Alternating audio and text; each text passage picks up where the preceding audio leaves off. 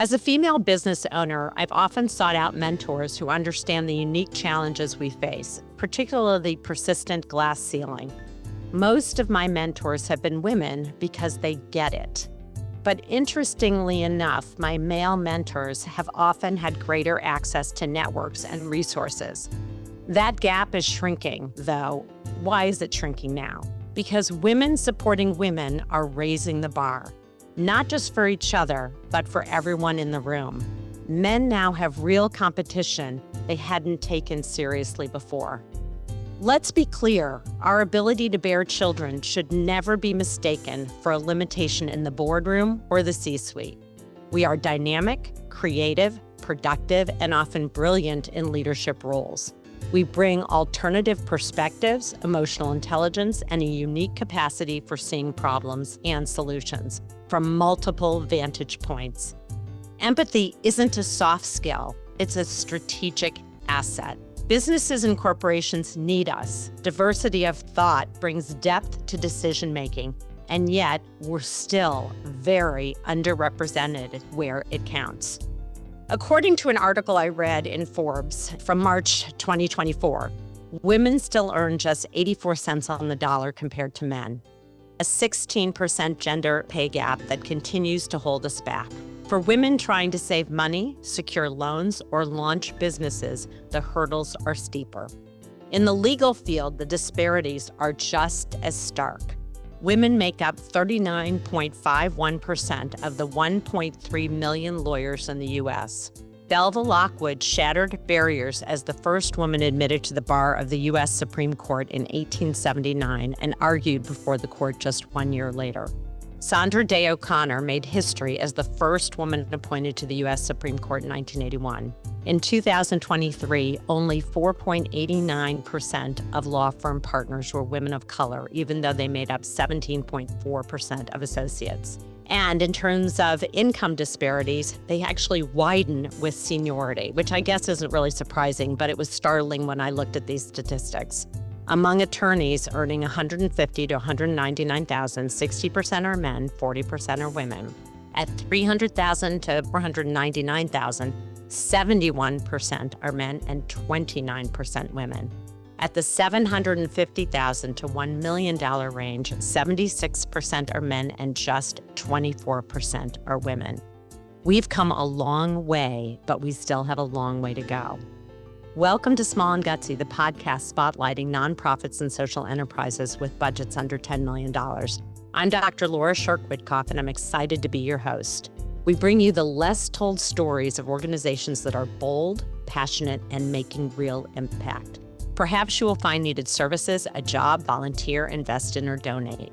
Small and Gutsy is more than a podcast. We're a 501c3 nonprofit.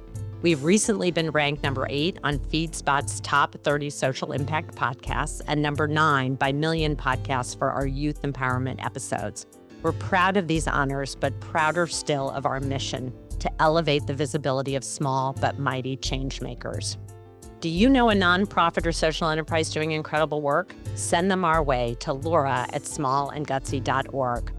A huge thank you to Trope and Trope Law Group, the law firm protecting your assets worldwide, for generously sponsoring this episode. They're helping us secure our registered trademark, and their professionalism and attention to detail have been unmatched. Thank you, Trope and Trope, for supporting Small and Gutsy. One woman whose personal story has led her to build a pathway for other women to succeed is helping to change the landscape for women and create a more equitable model. Michelle Echebarren is the founder of Attorneys in Motion, a legal tech company that transformed the way law firms handle court appearances. A systems thinker and strategist, Michelle now runs the Attorneys in Motion Foundation, which is our featured episode today, for women entrepreneurs in law and business. Her work centers around abundance over scarcity, mentorship over isolation, and redefining what leadership looks like for women who refuse to choose between ambition and authenticity. I just love that when I read it.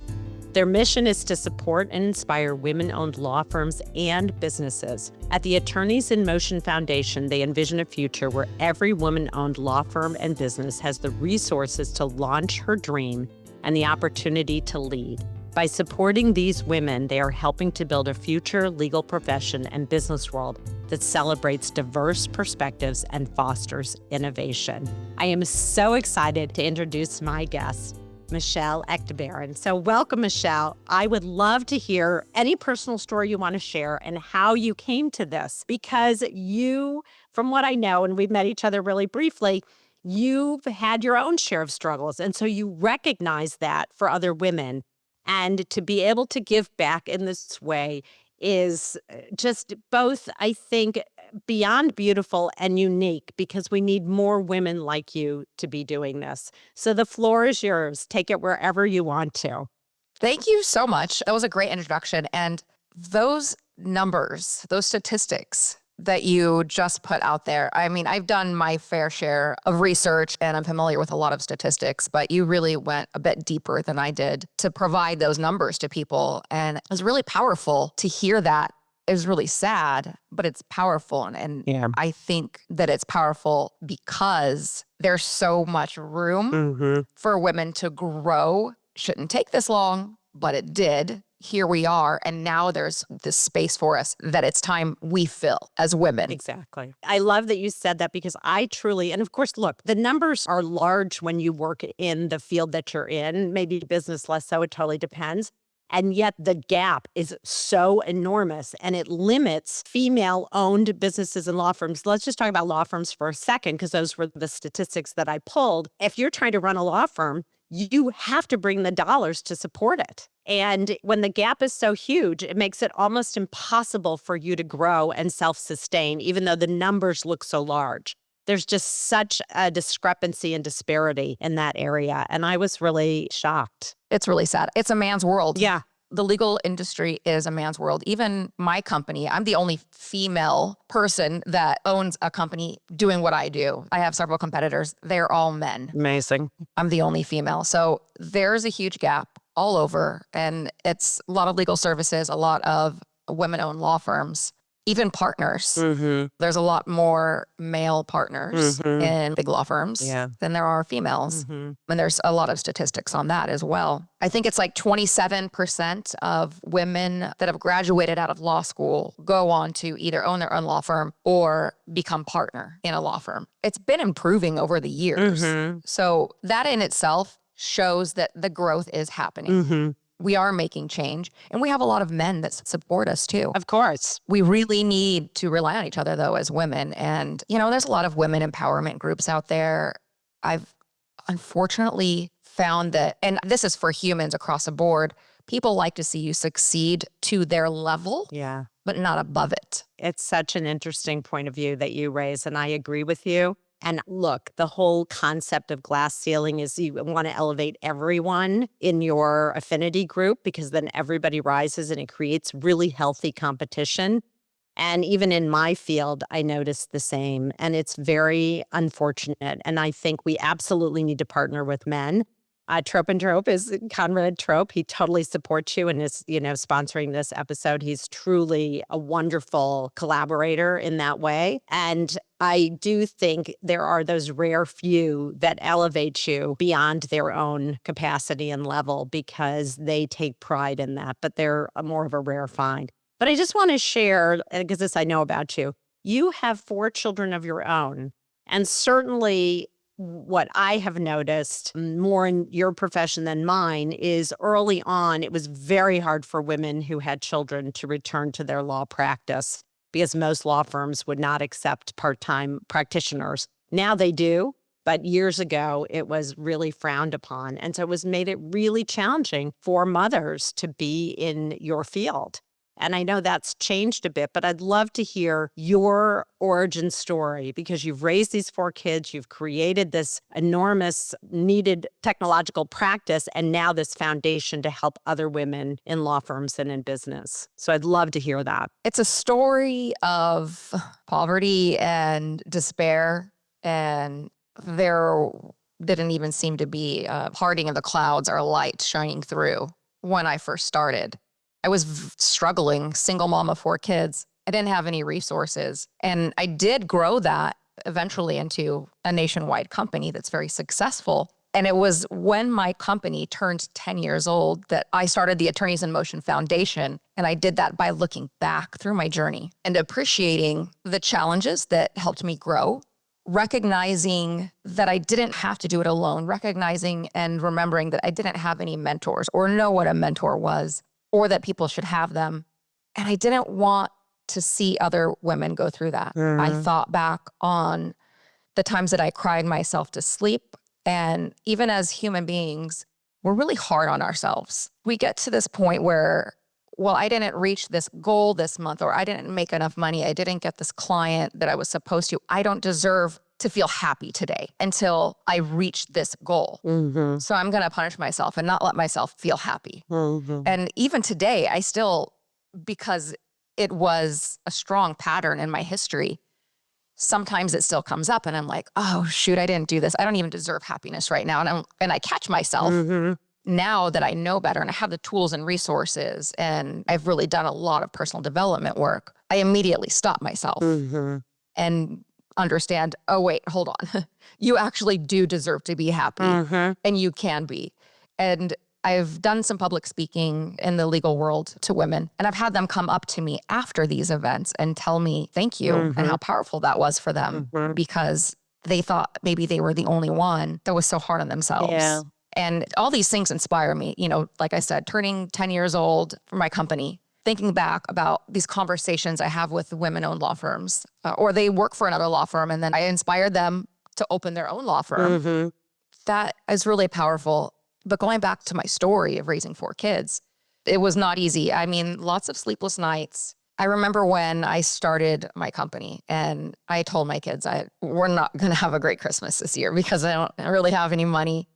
I didn't have a great credit score. I think it was like in the 400s. I just never learned. They don't teach us that stuff, right? How do you build credit? I don't know. I didn't really know. I didn't grow up in an area where you were educated on these things. So I'm trying to get these things going, knowing, all right, I'm going to start this business. I need to have good credit. I need to start thinking business strategy. I need to start thinking like a business person. So I opened up these prepaid credit cards and Finger Hut. Do you remember the magazine Finger Hut? Yeah, of course. That's so funny. I think they might still be around. I don't know, but no, I don't know. Yeah. So I ordered Christmas presents off that because So cute. I couldn't pay for it all at once. Like, oh, I'll just do payments and build my credit, get this going. And I saw the pictures about the dimensions, and my kids ended up for Christmas with like toddler size dressers, and they were teenagers. So yeah, we just dealt with toddlers. Yeah, that's so funny. Things for a while. That was funny. Well, and thinking back on sort of that whole trajectory and how you were trying to do something so wonderful. And so you know what? It teaches your kids. You keep trying. You put the effort out. And also toddler dressers, you just put fewer clothes in, right? It's like, oh, my dresser's full because we have 2 T-shirts instead of, 8. I'm teasing, but it had to have been. Yeah, it was one of those things where I was like, oh, well, I think maybe Santa's elves were thinking about their size. Right, that's great. I love it. But, it's all these little moments. That was a moment of major struggle. It's a funny story, but it was a true moment of struggle. And I didn't know if anything was going to work. I cried, like I said, all the time. I just knew if I didn't make any of this work, we were going to be homeless. I didn't have the support or the resources. I didn't have anything to fall back on. Yeah. I was literally starting this business from nothing. Yeah. Like I said, I read a book called Think and Grow Rich from Napoleon Hill. Yeah. And I read Viktor Frankl's Man's Search for Meaning. That's an unbelievable book. Yeah. Those 2 books really put in perspective my victim mindset. Yeah. Great. That I had at that moment. And when you're stressed out, your body doesn't feel good. You feel like you're just sick all the time. You're always in pain. And Napoleon Hill touches on those things. It's such a great book. I highly recommend it if you're starting your business or if you just want to go deeper and be a better person for yourself, more happy. Read the book. And it was in that book, he also talked about an imaginary board. So I didn't have mentors because I didn't know what a mentor was, but I had an imaginary board. I met a few people that worked in very high places and big companies, and I would imagine what their answer to a problem I might think be. that's brilliant. Yeah, that's a It really, because it helped me get outside of what I might say, critique my idea that I might have had, and go further and more strategic on a business end. Completely helped me. It's wonderful. Did you have this idea for building this technology to connect people for lawyers sort of nationally, and then sort of say, okay, this is technologically possible? Talk me through that piece, and then we'll go into sort of the foundation and how you've turned this into helping others, because you really have. You're giving them what you didn't have. Yes. I used to work in a law firm, and I worked for, this was in 2008 during the mortgage crisis. It was a very busy law firm. I won't say the attorney was unscrupulous, but I started to see things and I knew I didn't want to stay there. But during that time, we always used appearance attorneys, and there were companies that were doing it. You had to fax in a paper though. And fast forward a couple of years, I met a new attorney who she had just graduated law school, and she didn't really want to be a lawyer, but she was working at that same firm with me. And I said, hey, do you want to actually help people and make some money and do something with your life? Great question. So it sort of influenced her to start her own bankruptcy law firm, again, during the mortgage crisis. And instead of promising people that they're going to get their houses back free and clear, we were helping people that were in some serious financial debt and help them recover their lives, restore, and get back on track. Yeah. We built, and I didn't know how to run a business then. I had no idea what I was doing. A lot of it was gut feeling, and a lot of what was strategy. Being a single mom of 4 kids, I knew how to budget. I knew how to do things. I could make this happen too. So we started out with no marketing money, doing stuff in the newspaper, and then we got some business, and we got an ad in the phone book. I love it. Yeah. And then I remember telling her, I said, hey, this sounds really super crazy, but we're going to do the San Bernardino County Fair this year. And I was a little embarrassed of it because law firms at a county fair, now law firms are doing it. So interesting. No one did it then. And it's, just those little out of the box ways of thinking. And that propelled us. Next thing you know, we've got billboards, and she ended up with a really big law firm. During all of that, I was building something for her, and I needed to build something for me, for my kids, because I wanted to be able to buy them a car or put them through college. I wanted them to have a chance at life better than what I had. So that's when I started. I went through a million different things in my head. What can I do? What kind of business can I build? What is there a need for? Around the same time, I discovered Uber, which at the time, you couldn't just be a regular person and become an Uber driver. It was all black car stuff. So you were already a TCP IP driver. Right. And so Uber started with that. And I thought I could have web developers put something together that functions like Uber.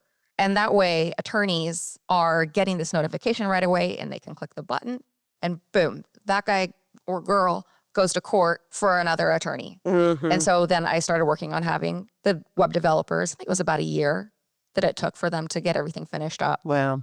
And that attorney and I had parted our ways, and I got moving full time on Attorneys in Motion. I love the name, by the way. I think it's great. It's so descriptive. It's exactly what you do. And there was already a market out there, but the market was not iterative. You created this iterative component that hadn't necessarily existed before. As you said, it was either fax or there'd be different ways to connect, but there wasn't this automatic.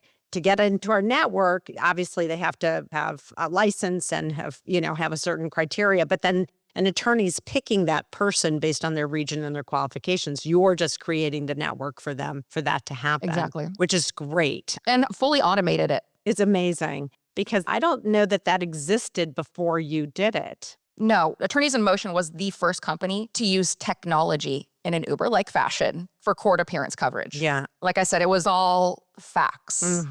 Fax it in, or I think you could email stuff in too, but it was a lot of faxing. So with my imaginary board and myself thinking of what will people use? Where is the future going? Oh, I know. Okay, let's do this. Let's put this together and use a technology that's available to us that no one's using yet. Now they're all using it. Similar technology. Right. But you were the first. And you were working full time, raising 4 kids while you were developing this at the same time.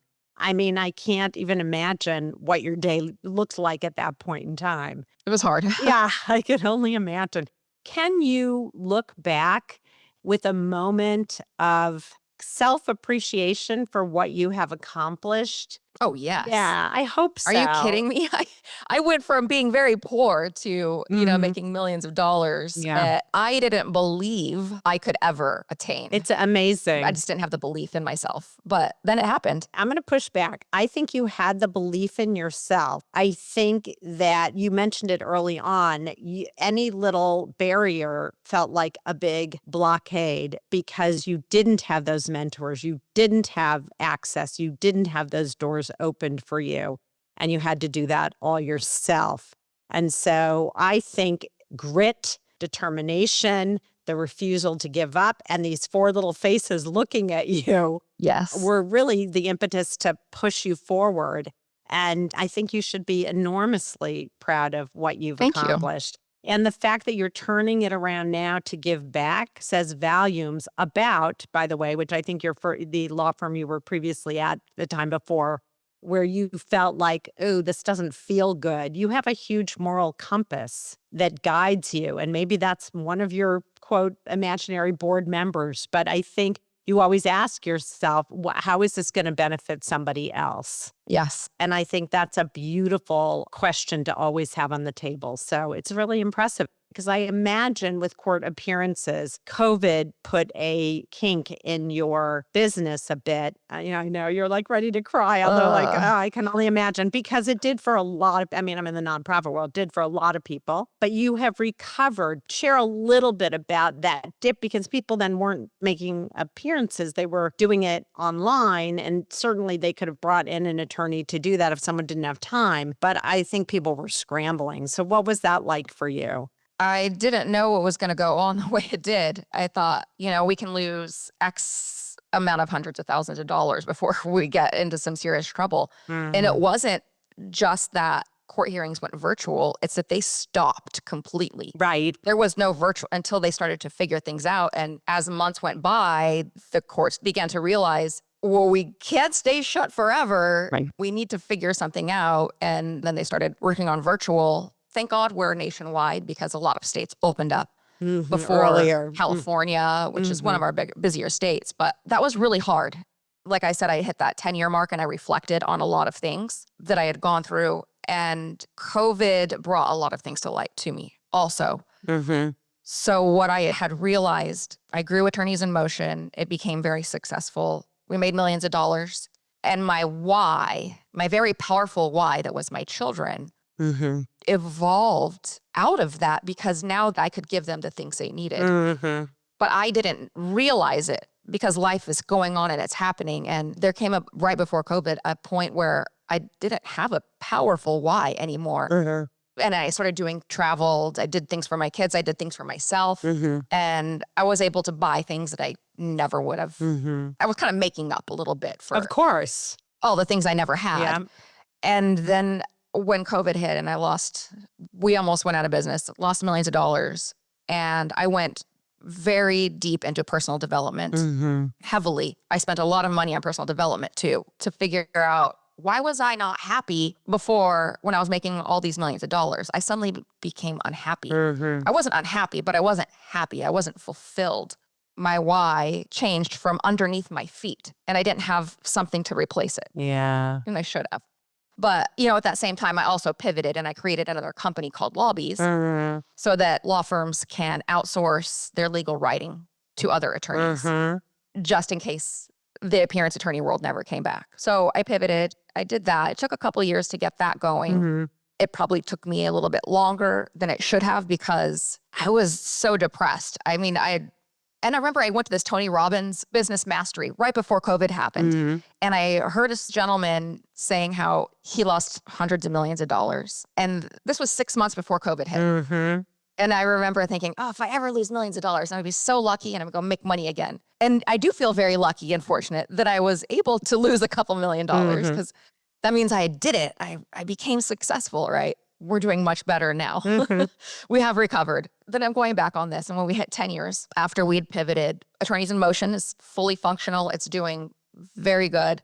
Lobbies is doing pretty good. Slower than the other just because I'm not dumping a ton into marketing or anything. I'm just taking it slow. But that's off the ground and it's functioning and up and running nationwide.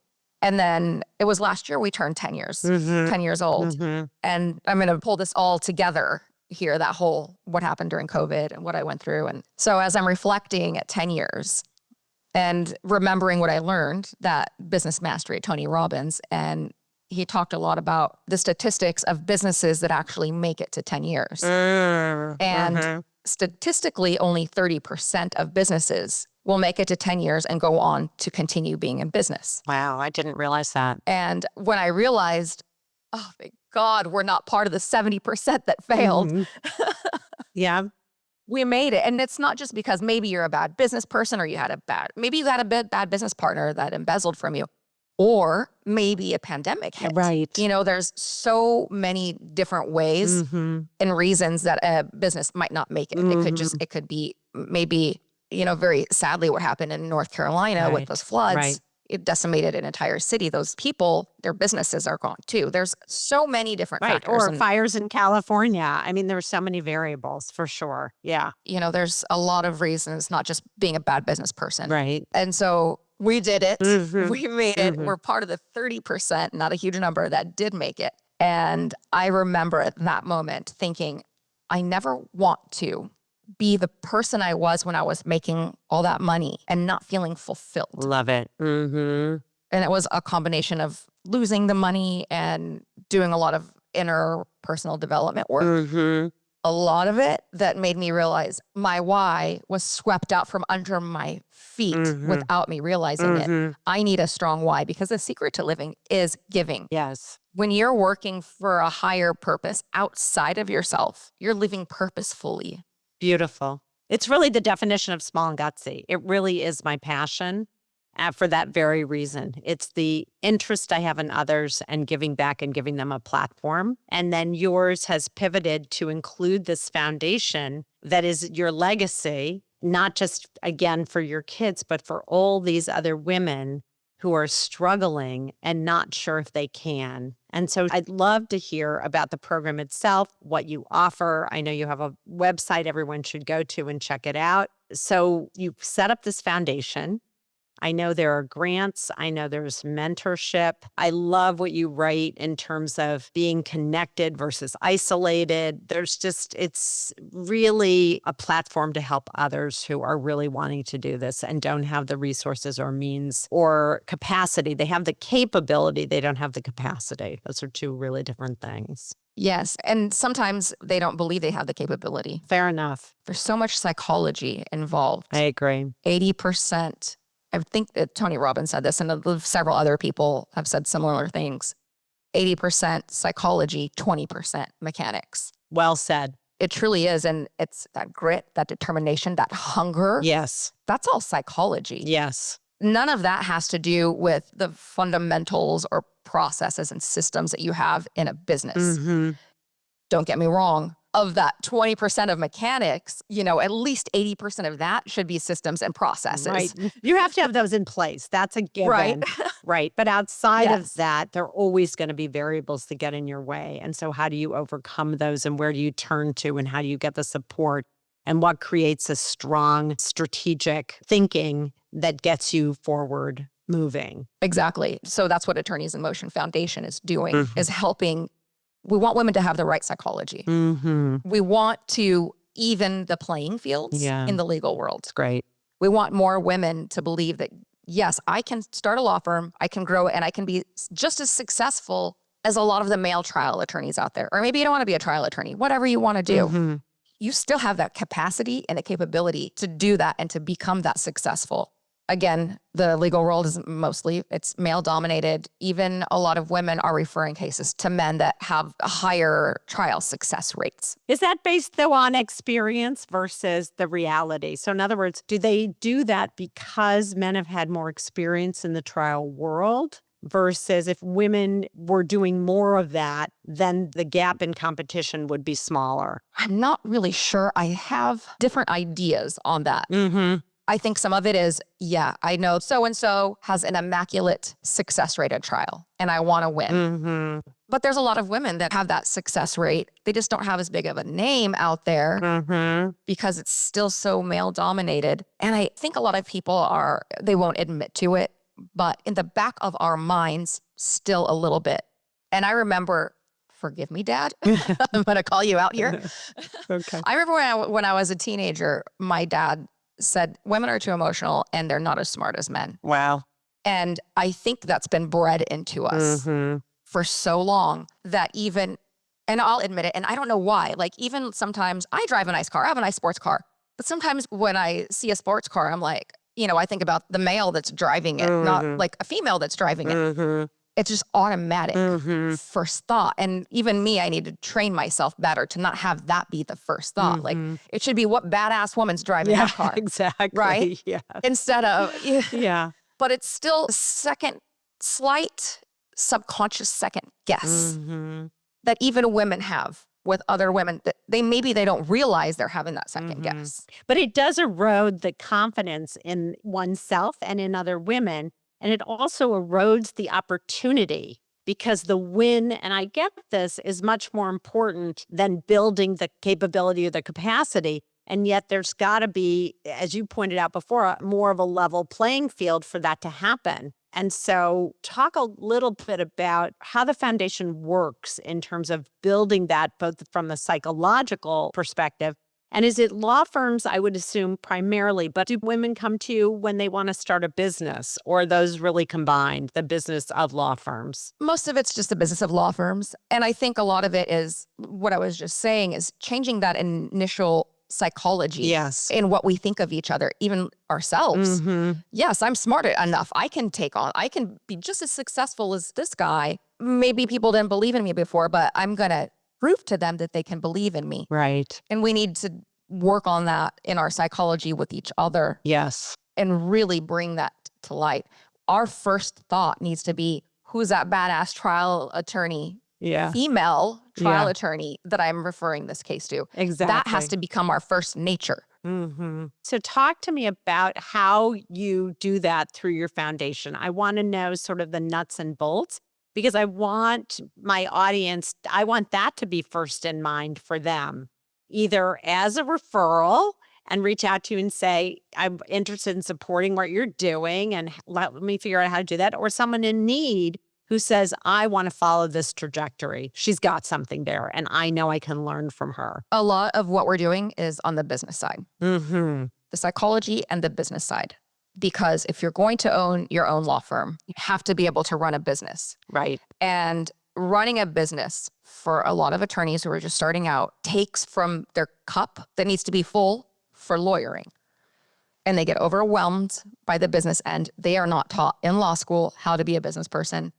In fact, the way of thinking completely changes. A lot of attorneys have some issues in their, relationships, even in the communication and how they expect a conversation to go. So it's opening up that way of thinking of, let's get on the business side of stuff. Let's figure out your systems and your processes so that you can focus more on being a better attorney. Keep you out of scarcity mindset. Great. Which might tempt you to cut corners in some areas because you're so overwhelmed that you can't keep up right now and you don't know what to do with this system or that system or whichever business process, that maybe you cut a corner and that might be detrimental to one of your clients and even to yourself, because at the end of the day, you're not going to feel so good about yourself if you cut a corner because maybe you were in a pinch and needed to pay your bills at the end of the month and cutting this corner might have helped, but that doesn't really help you in the long term.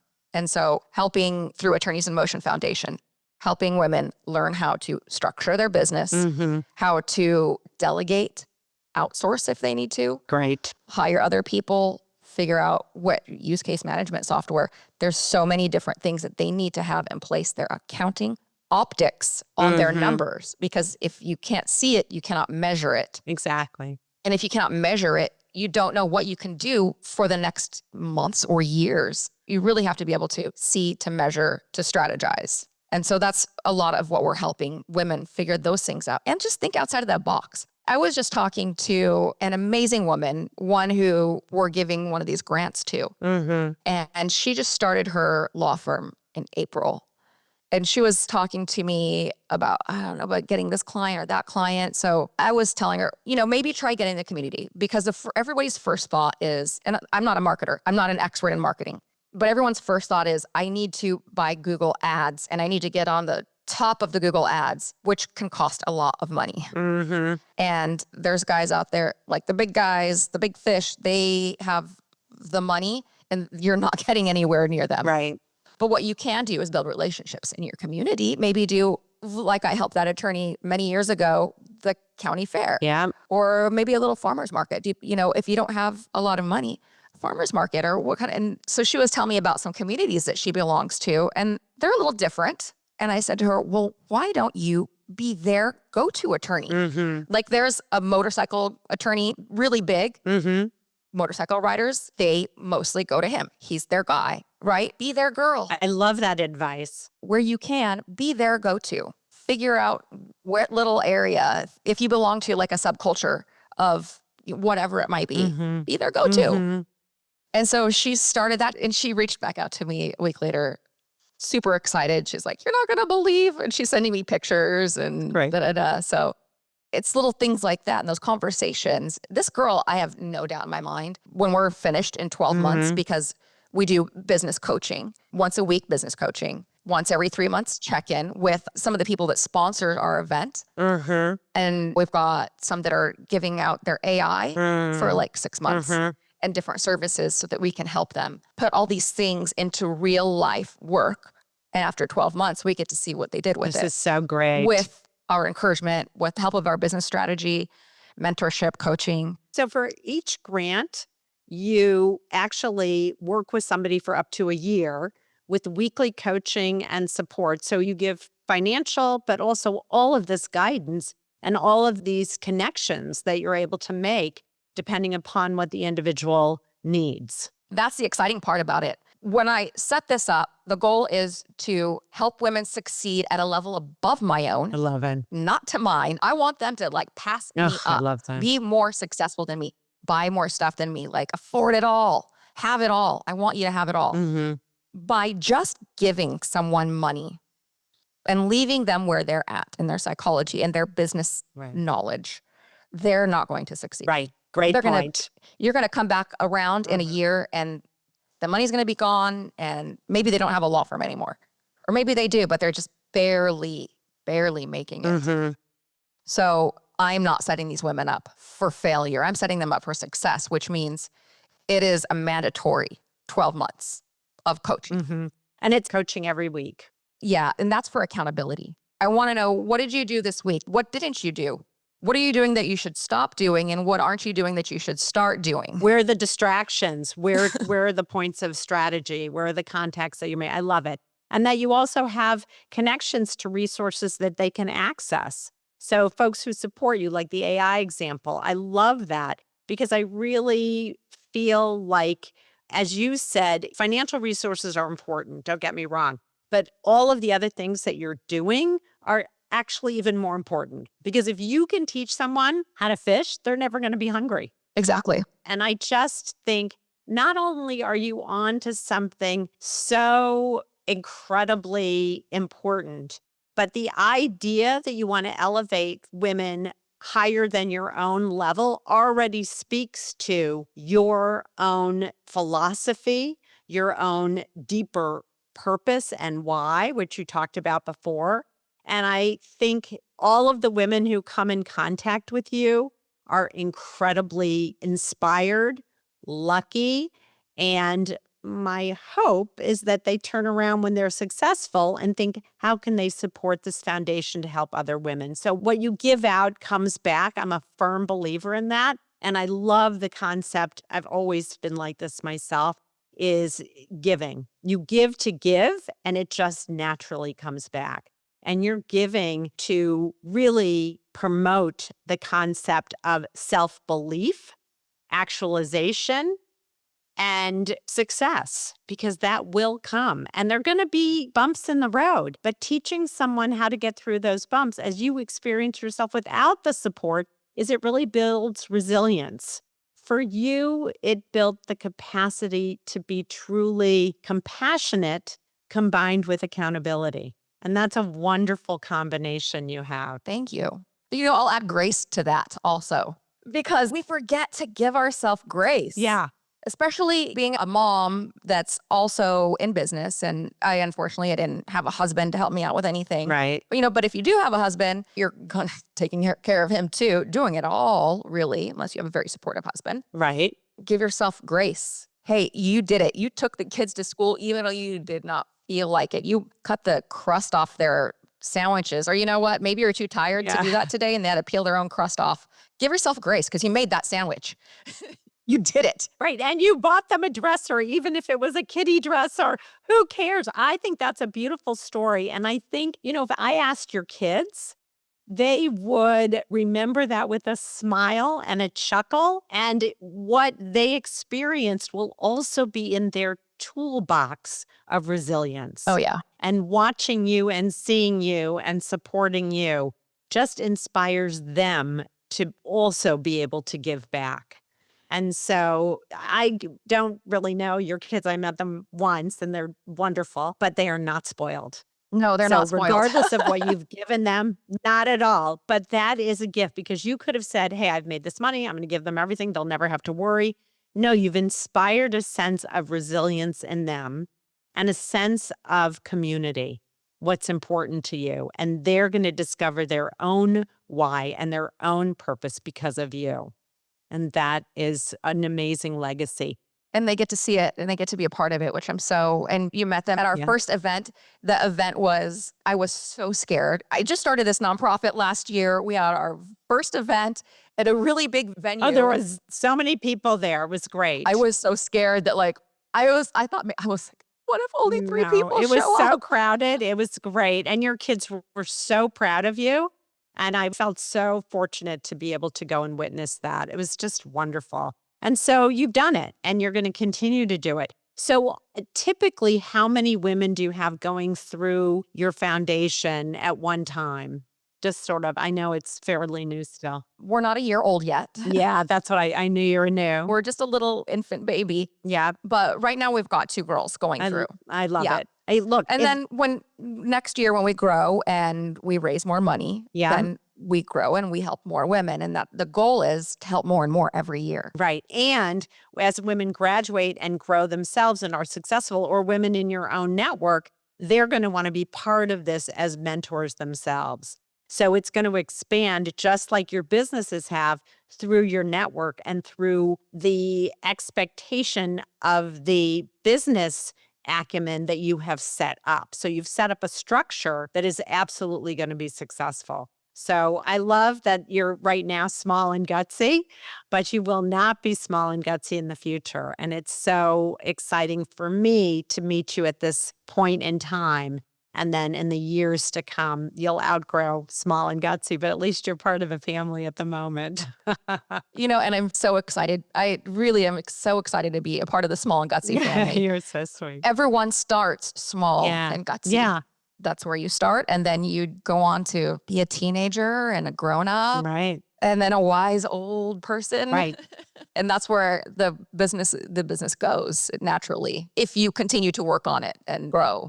And the impact and the legacy that you're providing. And it's a certainty. You're creating a certainty for these women who wouldn't otherwise have it. So I love this. Toward the end of my podcast, I always ask a round of quick and gutsy questions, and they're just fun and silly. So are you ready for your quick and gutsy round? Oh, yeah. Oh, I like good. this. Okay, All right, let's do it. I love your enthusiasm. So what is at the top of your wish list for Attorneys in Motion Foundation? However, the answer can't be money or funding. What's at the top of your wish list? The top of my wish list is to be able to help at least 50 women per year. I love that. So your growth aspirations are wonderful. And I hope that too. I'm certain that's going to happen. Just knowing you a little bit that I do, and your energy and your enthusiasm and your commitment, your grit, your determination, and your grace It will happen. It really will happen. Thank you. Well, we've got a whole country at our fingertips, so we're going to make this happen. It's just great. If you were to think of a song that describes Attorneys in Motion Foundation, what would it be? Bishop Briggs has a song called White Flag, which is got some pretty powerful lyrics. And she says, "This time I won't stand down." I don't remember what it is, but she says, "Won't wave my white flag." Right. I'm not now. giving She's up. saying she's never going to give up. Never going to surrender, right? No. Never going to surrender. Exactly. Like she's like standing her ground and she's ready to fight. So we found a theme song for your organization. That is the theme song. I love it. I do too. I think that should be your theme song. You picked it. I'm going to listen to it when we get off our podcast. Yeah, and then contact her and say, "Hey, you've inspired me." Who knows what'll happen with that? You never know. And she might want to give some money to support it. What makes Attorneys in Motion Foundation gutsy? You're part of our Gutsy family. You're very gutsy. What makes the foundation gutsy? I mean, I don't want to take all the credit. The guts to even start the foundation in itself Yeah. is gutsy. Yeah. It's not easy in the nonprofit world, just like any business. It's competitive. You got to get out there. Asking people for money, It's the worst. I know. it's not easy. Right. Because, I've been a provider and taking care of my kids, and I'm a giver. And to ask for help, even though it's not for me, Right. to ask for help is so hard. It's so hard. It's gutsy. It's really I love gutsy. that. Just that nonprofit being alive is gutsy. It is. And again, you're still in your babydom. And the truth is that you're connected to all of these larger law firms that have benefited from what you've offered in both your businesses. And who knows if they would be ongoing supporters through their corporate social responsibility aspect, if it's a corporate attorney firm. And you never know, you might get some regular donations, which I think you should. That's what we're looking for. Build those relationships because you are offering the next gen of competitive female attorneys out there. And it does create a diverse pool that benefits everyone. So I love that. It's really quite, it's just beautiful in every way. Thank you. So what is something that outsiders or even a few insiders don't know about Attorneys in Motion Foundation? I mean, I'm putting everything really out there as much as I can. If they don't know because they haven't heard yet, is why they might not know because they haven't heard yet. Plain and simple, we're setting women up for success, and we really mean it. We're not going to let these women down. I mean, like I said before, we're not going to give them money so that they can just squander it. Right. It's strategy and coaching. And maybe one thing that they don't know is we've got a 2-month trial period before we even consider giving them money. That's great. And the end of those 2 months, if it feels like we're working harder for that person's success than they are working, then we're going to pull it right out from under them. They pass go. They do not collect $200. I think that's smart because you're really vetting people. You're saying, we're going to put this effort in. You have to put this effort in. And this is what it looks like. I love that. I think it's great. If you could get one celebrity or influencer to endorse or talk about Attorneys in Motion Foundation, who might that be? Maybe Michelle Obama. Oh, yeah, she would be great. She's all about learning. She's all about empowering women and learning and elevating folks. I think she'd be an amazing spokesperson. Or just someone who says, because she's an attorney, she's gone that route. She knows what it's like to struggle as a woman in that world. I think she'd be fabulous. I mean, she has a beautiful story of struggle. Her and Barack did not start out wealthy. No. She's got her own story of being a mom and just trying to make it. Yeah, for sure. No question. Both as a female and as a female of color. So she absolutely has that. It's wonderful. Exactly. So I want to ask a little bit about your application process. Is it online? Do people apply online? How do you learn about folks who want to engage in becoming one of your mentees? We have a website, attorneysinmotionfoundation.org. And you can fill out a form on that website that is an application, comes to us. And then we get to work. Perfect. We're going to read everything. We want to know about you. What do you plan to do with this money? Tell us your story. I want to know you. Great. And then we're going to have an interview after that, and we're going to talk more. We're going to get to know each other. That's great. And I love the 2-month getting to know you period once you've accepted somebody to see if it really, because you really are vetting and really vetting very carefully because you want folks to be successful. And the best way to do that is people show you who they are over time. They do. People do show you who, and that's why it at least needs 2 months so that we do know. We're going to figure out, like, are we finding the chokehold on your business? And are you doing anything to change it? Are we working harder than you? And it's not just that, yes, I want to set these people up for success. It's also that people are trusting us with the money that they're giving to us. That's true. And they want to see also that the impact is real. And it's just, I want them to know that we care about their money very dearly, and we want it to work. We want those dollars to transfer and equal into success for a woman, and not just, hey, you guys just gave our money to this person and they didn't even succeed. You know, there's a double value add there. For sure. There's also, what I hear in that is accountability on your end, on the person who's the participant. And so that also is a shared value that the participant can see and feel because you're living it. It's part of your built-in structure, is the accountability piece. Yes. And at the end of 12 months, we have an interview with that person. So then you get to see really what did happen. That's so great. Give us a quick glance back on your 12 months. Let's see where you started and where you are now. So, you know, I also am as a consultant, so I'm sure you've already thought about this, but I have to add this. On that interview, do you record that interview? We haven't, but we need to. Because, okay, you get where I'm going with this. I think it's a beautiful, again, it's a legacy. It's something that can be on your website as long as obviously you get permission. But I do think then other people can see and learn and experience. It also is a good marketing tool, pieces of it. Yeah, so maybe some pieces of it. I know sometimes they want them to get vulnerable and open up, so excluding those pieces. This is where I'm at right now. Right. Or this is where I was and at, and then you can cut out some of the inner stuff when people really do talk about their struggles, because it is very personal and it can be very instructive for others, which is also wonderful. We don't show our vulnerability enough, and it can be really an asset to other people as well as to ourselves because we push through it and it builds that resilience. Vulnerability is a superpower. It's a superpower. Thank you for saying that. It's so true. So I just want to take a moment and thank you for spending time with me. I got to know you a little bit better, and it was unbelievable and such a pleasure. I love what you're doing. I love that it's in its infancy, but only right now. It's going to grow. You're going to get to those 50 women a year. I have no doubt. 50 a year. 50 a year. And I'm just happy to have you as part of our family at Small and Gutsy. And I'm so excited to have learned about Attorneys in Motion Foundation and excited to promote you in any way I can. So thank you, Michelle. It was just wonderful. Thank you. This has been meaningful for me. It's been helpful just talking to you. Also, you know, you have a lot of very good creative ideas. And when you start talking, just words come out of your mouth and you even inspire yourself.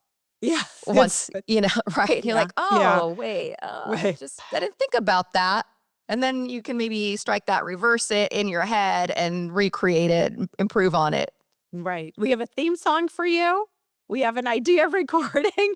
I love these because that's why I don't script any of this except for my opening, that I want to bring in some depth or breadth that's connected to your organization. And the reason I do that is because look what comes out. This organic kind of super, in my opinion, interesting. We get to connect. And hopefully this is the beginning of future connections when you have events or things or anything where I can be helpful. Absolutely. Please go to smallandgutsy.org to check out all of our episodes. And if you're so inclined, please purchase some Small and Gutsy merchandise, consider sponsoring an episode, or making a donation. Both are tax deductible and help keep us going and spotlighting these great organizations. The opinions and viewpoints expressed by our guests are independent and don't reflect the position or views of Small and Gutsy. Of course, we can't take responsibility outside of our own vetting of the organizations we interview, so before you sign on to support or work for them, we encourage you to do your own due diligence and research them as well. I want to thank my partners in this endeavor, the Intrinsic Group, the donors, the sponsors, and my incredible board of directors, Brianna Carmichael, John Gatto, Lucy Mello, Ari McCoy, Melissa Greitz, and Serena Rajabian. who believed in me and this project enough so to sign on to support this effort, and all the folks, friends, and family who have guided and inspired me. And thank you for listening. Together, we are spreading social impact, and you can help us. If you like this podcast, please share it with your friends. And don't forget to email me the name of any organization you feel would benefit from being interviewed. From small and gutsy to big with impact. I'm Dr. Laura Shirk-Witkoff, and thanks for listening.